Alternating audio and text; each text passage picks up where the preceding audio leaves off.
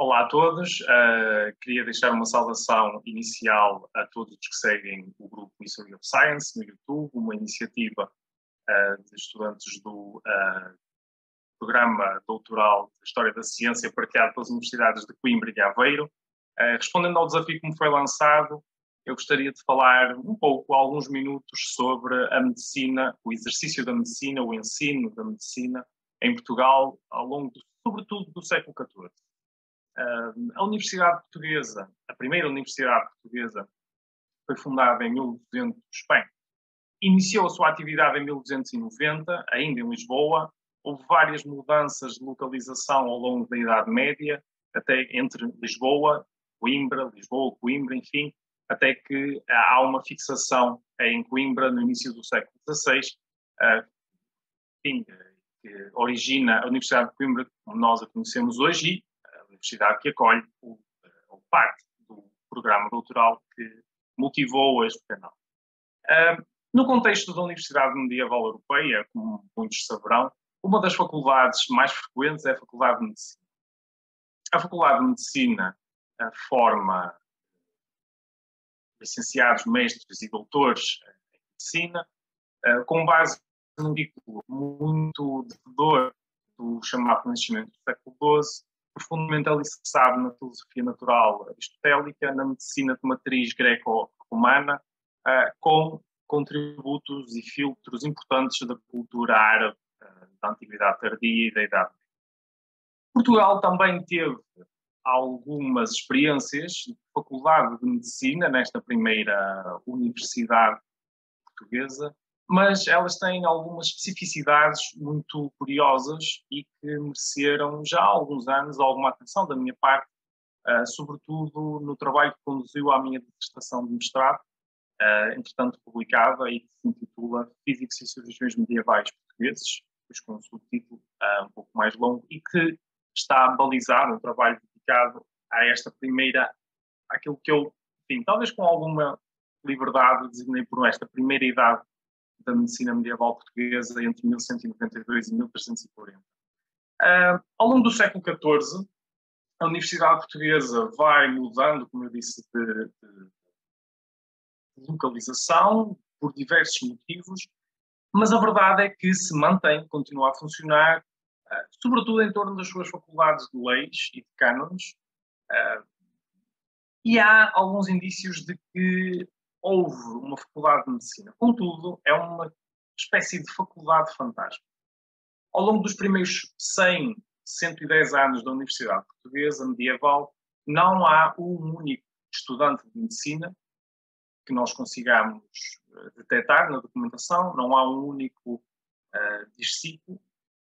e há apenas 2 ou 3 mestres documentados com um intervalo cronológico muito extenso entre si. Um durante o reinado de Dom Dinis, de volta de 1315, e outro já no final do século, creio que já até no reinado de Dom João. Havendo então apenas 2 mestres documentados e nenhum estudante, a verdade é que isso parece ter uma relação direta com o meio médico português, com os físicos e também, de certa forma, com os cirurgiões que exercem a sua atividade em Portugal no século XIV e também no século XV. A esmagadora maioria destes homens não tem uma ligação verificável ou documentada à universidade ou qualquer tipo de estudo universitário. Isto é curioso porque contrasta um pouco com aquilo que acontece noutras paragens da Europa.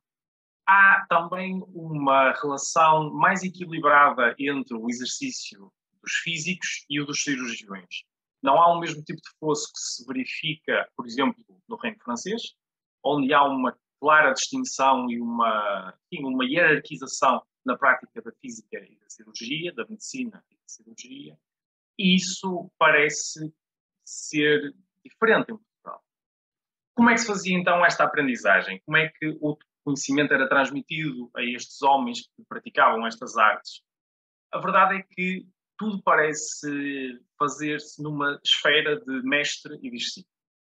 É possível que isso fosse feito através de uma contratualização formal, como se verificava noutros ofícios e noutras paragens, ainda que não nos sobrevivam contratos deste tipo para a Idade Média portuguesa, mas sim para outros períodos. E a verdade é que isso não significa, ou uma aprendizagem deste tipo, não significa que não houvesse uma dimensão formal, teórica e erudita envolvida nesta aprendizagem. A título de exemplo, um cirurgião de Guimarães, meados do século XIV, na verdade, João Lourenço e Martim Lourenço, dois irmãos, um deles, no seu testamento, deixa os seus livros de cirurgia a um neto, demonstrando assim que também o conhecimento livresco circulava entre estes homens, transformando esta aprendizagem e este exercício numa aprendizagem para o universitário. Erudita sim, mas fora de um meio formal universitário, que parece que nunca se conseguiu estabelecer na Universidade Portuguesa até bem adiantado do século XV. Há também uma forma de as autoridades públicas controlarem a qualidade da oferta destes homens e verificarem as suas capacidades. Uma primeira experiência acontece logo em 1338, altura em que Dom Afonso IV, o rei de Portugal, determina que todos aqueles que quisessem exercer a arte da física, da cirurgia ou da boticária fossem examinados por um conjunto de físicos régios, por ele nomeado, e assim teriam a sua capacidade e a sua habilidade devidamente reconhecida e validada por autoridades públicas, podendo assim exercer a sua arte em todo o tempo. Esta primeira fase de licenciamento da atividade é efêmera, dura apenas 2 anos, sobrevive em cerca de uma dezena de cartas de ofício, mas a verdade é que ela se retoma no final do século XIV e aí de forma permanente, sendo a principal forma de validação e de reconhecimento público de capacidade de exercício destas profissões que hoje designamos como médicas, os ofícios da cura, até bem entrado o século XVI, e só no reinado de Dom Sebastião, já no terceiro quartel do século XVI, é que passa a ser obrigatório que todos os médicos tenham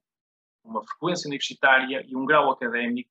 para que possam exercer como médicos, ainda que os cirurgiões, aí sim, já numa distinção, só no século XIX passassem a ser obrigados a ter esse título nas depois novas escolas médico-cirúrgicas que nascem no final do primeiro quartel do século XIX. Muito brevemente era isto que queria falar sobre esta Faculdade de Medicina Fantasma da Universidade Portuguesa, o desenvolvimento de uma realidade médica paralela, o exercício e a circulação destes conhecimentos que também se fazia de uma forma um pouco distinta e que no século XV,